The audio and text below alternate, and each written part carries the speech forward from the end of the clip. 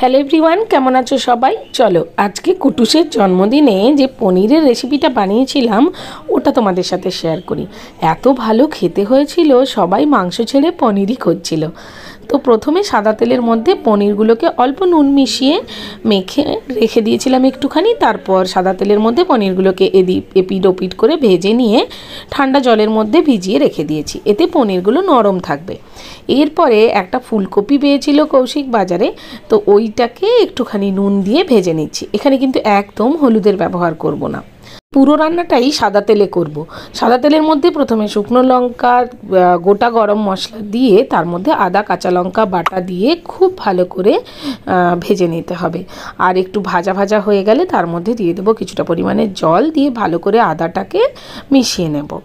আর এখানে যদি সরষের তেল ব্যবহার করো না, কেমন একটা লাল লাল হয়ে যাবে, কালারটা এত সাদা হবে না। আর তারপরে দিয়ে দেবো কিছুটা পরিমাণে কাজু আর চারমগজ বাটা, ওই ধরো তোমার 4-5 চামচের মতো। আর তারপরে ওটাকে ভালো করে মিশিয়ে নেব। যখন মোটামুটি কড়াই থেকে একটু একটু ছেড়ে আসবে, তখন তার মধ্যে অল্প পরিমাণে জল দিয়ে আবার একটা ভালো করে স্মুথ পেস্ট বানাবো আর কি। তো তারপরে এর মধ্যে কিছুটা পরিমাণে কড়াইশুঁটি দিয়ে আরও ভালো করে কষাবো। এখন দেখো ব্যাপারটা একদমই শুকনো শুকনো হয়ে গেছে।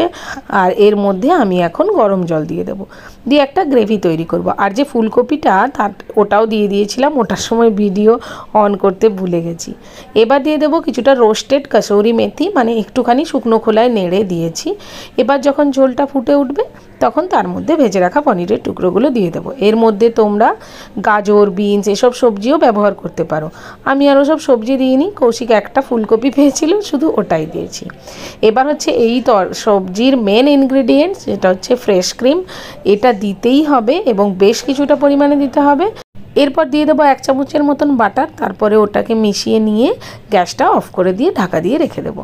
খুব এরকমই গ্রেভি রাখবো, কারণ গ্রেভি কিন্তু পরে টেনে যাবে। কেমন লাগলো আজকের রেসিপি অবশ্যই কমেন্ট বক্সে লিখে জানিও। এটা ভাত, রুটি, পরোটা সব কিছুর সাথে ভীষণ ভালো লাগবে। আজকের জন্য টাটা।